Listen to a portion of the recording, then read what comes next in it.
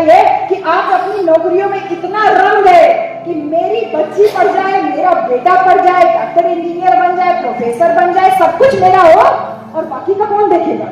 आपके लिए वो घसीटते हुए मरते समय जब उन्होंने पानी मांगा तो उनके मुंह में पानी की जगह पेशाब डाला गया। ये इतिहास है हमारे महापुरुषों का, जिनके त्याग और बलिदान की वजह से तुम यहाँ पर खड़े हो मेरे प्यारे भाइयों।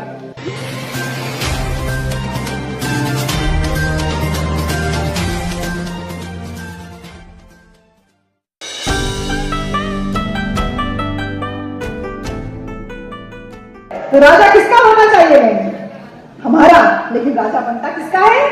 15% वालों का। गलती किसकी? हमारी। देखिए आवाज नहीं से आ रही है, आवाज नहीं से आ रही है क्योंकि ये मान रहे हैं कि गलती हमारी। हमारी गलती इसलिए क्योंकि साहब ने कहा कि वोट को किसी कीमत पे बिकने मत देना। बाबा साहब ने जब संविधान में वोट का अधिकार दिया उस दिन बाबा साहब बहुत खुश थे। बाबा साहब के साथियों ने पूछा कि आज इतना खुश क्यों हो? बाबा साहब ने कहा आज मैंने वो बड़ा काम कर दिया जिसका सपना मैं कभी देखा करता था।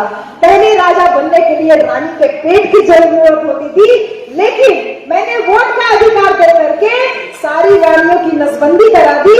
अब राजा बनने के लिए बैलेट पेपर की जरूरत होगी, रानी के पेट की जरूरत नहीं होगी। तब उनको लोगों ने कहा अरे डॉक्टर अंबेडकर ज्यादा खुश मत हो, तुम्हारे लोग गरीब है, तुम्हारे लोग लाचार है, तुम्हारे लोग पैसे पे बिक जाएंगे, वोट उनका हम खरीद लेंगे, तब तुम कैसे उनका वोट से उनको मजबूर करोगे? तब बाबा साहब कहते हैं ये बात सही है। कृपलानी जी, कृपलानी साथी थे उनके, उनसे बोलते हैं, कह रहे हैं ये बात सही है कि आज मेरे लोग गरीब है, लाचार है, भुखमरी के शिकार है, खाने के लिए नहीं है उनके पास। लेकिन एक बात जान लो, जिस दिन मेरे समाज के लोगों को उनके वोट की ताकत का एहसास हो जाएगा उस दिन तुमसे बड़ा भिखारी कोई नहीं होगा, क्योंकि वो अपने वोट के दम पे अपनी सरकार बना लेंगे। यही वोट की ताकत का एहसास कराया साहब कांशीराम ने। कहा कि अपने वोट को अपनी बेटी की इज्जत के बराबर समझना, वोट को किसी कीमत पे मत बेचना। लेकिन ये मेरा नकारा समाज खाली बाबा साहब और साहब कांशीराम के कर्मों का नतीजा है कि तुम नौकरी कर रहे हो और आज यहाँ खड़े होकर सभा में मीटिंग कर रहे हो। ये मीटिंग करना हमारी देन थोड़ी थी। संविधान में अधिकार बोले थे, लेकिन बोलने का अधिकार इन महापुरुषों का महामना रामस्वरूप वर्मा की देन है, बाबू जगदेव प्रसाद कुशवाहा की देन है, कर्पूरी ठाकुर की देन है कि हम यहाँ पे खड़े होकर दहाड़ मार के बोल पा रहे हैं। मैं धन्यवाद करती हूँ इन सारे महापुरुषों का और लानत भेजती हूँ आपके ऊपर कि उन महापुरुषों के अधिकार की खा रहे हो लेकिन बजा किसी और की रहे हो। इतनी तुमसे हिम्मत नहीं होती। सरकारी कर्मचारियों को मैं स्पेशली ललकार रही हूँ कि आपको अगर ये कार्यक्रम करना था तो इस बंद कमरे की बजाय कहीं ओपन मीटिंग हॉल में किए होते, कहीं मैदान में किए होते, अपने साथ अपनी पत्नी को लेके आए होते, अपने गांव के लोगों को लेके आए होते। इस विचार परिवर्तन की लड़ाई की बात जो है कहीं दूर तक जाती, सिर्फ आप तक सीमित नहीं रह जाती। ये वही विचार परिवर्तन की लड़ाई है कि आप अपनी नौकरियों में इतना रंग गए कि मेरी बच्ची पढ़ जाए, मेरा बेटा पढ़ जाए, डॉक्टर इंजीनियर बन जाए, प्रोफेसर बन जाए, सब कुछ मेरा हो और बाकी का कौन देखेगा। तुम्हारी नौकरी जो तुमको मिली, तुमको आरक्षण की बदौलत मिली, वो तुम्हारी बदौलत थोड़ी मिली, तुम्हारे महापुरुषों की वजह से मिली। और तुम अपने एक भाई का हक खाए हो तब तुमको नौकरी मिली, नहीं तो शायद तुम तो सक्षम थे ना, तुम सामान्य कैटेगरी से आ जाते, लेकिन तुमने अपने बच्चे को भी कैटेगरी वाला ही बनाया। तुमने अपने बच्चे को उतना सक्षम बनाने के लिए सोचा ही नहीं और तुम खाली अपने तक सीमित रह गए। अगर निकल करके अपने गांव ही केवल गए होते, अगर मोटर कार से अपने गांव में उतरते तो पूरे गांव के लोग ये देखते कि देखो खलनवा था, बाबा साहब को मानता था, किसी देवी देवता को पूजा नहीं, लेकिन फिर भी डीएम बन गया, अफसर बन गया, कलेक्टर बन गया, प्रोफेसर बन गया, डॉक्टर बन गया, इंजीनियर बन गया। मेरे बेटे, मेरे बच्ची, तुमको भी ऐसा ही बनना। तुमको देखता तुम अपने गांव में जाते, लेकिन तुम तो खाली धूल उड़ाते हुए जाते हो, शादी विवाह अटेंड करते हो और शादी विवाह अटेंड करके वापस चले आते हो। कैसे आएगा परिवर्तन? अगर आपने गांव में घूम करके अपने समाज के लोगों को जागृत किया होगा, औकात नहीं थी जो 5-5 किलो राशन पे हमारे लोग इस बार के चुनाव में बिक गए। ये नोटबंदी और लॉकडाउन का परिणाम था। हमारे लोगों के पास पैसा नहीं था, हमारे लोगों के पास खाने के लिए राशन नहीं था। आप में से जो लोग पे बैक टू सोसाइटी का कॉन्सेप्ट जो साहब कांशीराम ने सिखाया था, जो रास्ता दिखाया था, उसमें कुछ लोगों ने केवल समाज सेवा के नाम पर खाली दिखावे के लिए किया, लेकिन ज्यादातर लोग केवल अपने घरों में कैद रह गए। अगर आप बाहर निकले होते, उनको महत्व समझाया होता कि वोट अपनी बेटी की इज्जत के बराबर समझना, तो वोट की कीमत कभी 5 किलो राशन नहीं होता मेरे प्यारे भाई।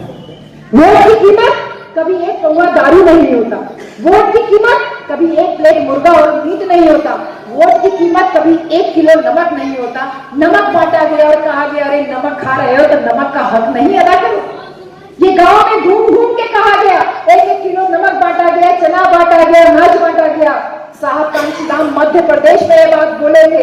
मध्य प्रदेश के चुनाव में जो उनके ऑपोजिट लोग खड़े थे, पत्रकारों ने पूछा कांशीराम साहब, मध्य प्रदेश की सरकार जो इस समय रूलिंग है और जो चुनाव में है, कांग्रेस पार्टी वो कह रही है कि हमारी अगर सरकार बनेगी तो हम 2-2 रुपए किलो चावल और 5-5 रुपए किलो का गेहूं देंगे और औरतों को 20-20 रुपया किलो 20-20 रुपया वाली साड़ी देंगे। आपका क्या कहना है, आपका क्या घोषणा पत्र है? तब साहब कांशीराम इस बात को कहते हैं कि मैं अपने समाज को इतना मजबूत कर देना चाहता हूं कि मेरे समाज के लोग 2 रुपया किलो वाला चावल नहीं बल्कि 20 रुपया किलो वाला चावल खाएं। मैं अपने समाज के लोगों को इतना मजबूत कर देना चाहता हूं कि वो 5 रुपया किलो वाला गेहूं नहीं बल्कि 25 रुपया, 30 रुपया, 35 रुपया किलो वाला गेहूं खरीद के खाएं। और मैं अपने समाज की औरतों को इतना मजबूत कर देना चाहता हूं कि वो 20 रुपया वाली नहीं बल्कि 200 रुपया वाली या 2000 रुपया वाली साड़ी खरीद करके पहने। वो मजबूती चाहते थे बाबा साहब और कांशीराम साहब आप लोगों से कि निकलो बाहर मकानों से, जंग लड़ो बेईमानों से। बेईमानों से जंग लड़ने के लिए आपको तैयार कर रहे थे। पे बैक टू सोसाइटी आपके लिए बनाया, बामसेफ का गठन आपके लिए किया, जो आंदोलन नहीं कर सकते थे DS4 बनाया आपके लिए। बाबू जगदेव प्रसाद कुशवाहा ने खड़े सरेआम गोली खाई आपके लिए। वो घसीटते हुए मरने समय जब उन्होंने पानी मांगा तो उनके मुंह में पानी की जगह पेशाब डाला गया। ये इतिहास है हमारे महापुरुषों का, जिनके त्याग और बलिदान की वजह से तुम यहाँ पर खड़े हो मेरे प्यारे भाइयों। ये इतिहास आप भूल गए। वो कौन सी व्यवस्था है जो ये कहती है जब कर्पूरी ठाकुर बिहार के मुख्यमंत्री बने तो बोले कर्पूरी कर्पूरा छोड़ो कुर्सी थामो उस तरह। यानी मुख्यमंत्री बनने के बाद भी उनकी जाति उनका पीछा नहीं छूट गई। कौन सी व्यवस्था है? किस व्यवस्था में आप रह रहे हो? सोच के देखिए, उत्तर प्रदेश में बहन जी जब मुख्यमंत्री बनती है तो कौन व्यवस्था है जो कहते हैं चमैनिया मुख्यमंत्री बन गई? कौन व्यवस्था है जब अखिलेश यादव मुख्यमंत्री का पद उनका खत्म होता है, जो वर्तमान मुख्यमंत्री हैं? अखिलेश जी के घर में जाने से पहले यानी मुख्यमंत्री आवास में जाने से पहले गंगा जल से उस घर को धोया जाता है। बनारस से ब्राह्मण बुला के उस घर को पवित्र किया जाता है। गाय का पेशाब छिड़क के पवित्र किया जाता है। गंगा जल छिड़क के पवित्र किया जाता है। मंत्र पढ़ के पवित्र किया जाता है।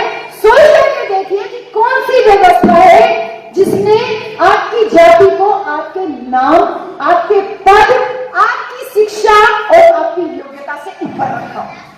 ये वही व्यवस्था है जिससे निजात दिलाने के लिए भारत का संविधान बाबा साहब आपके लिए लिख करके